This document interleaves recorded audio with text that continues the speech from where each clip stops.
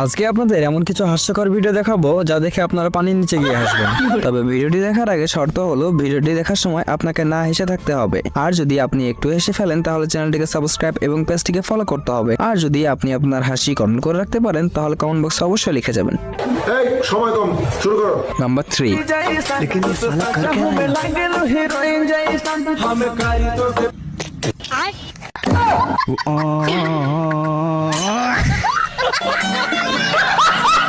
Number 2।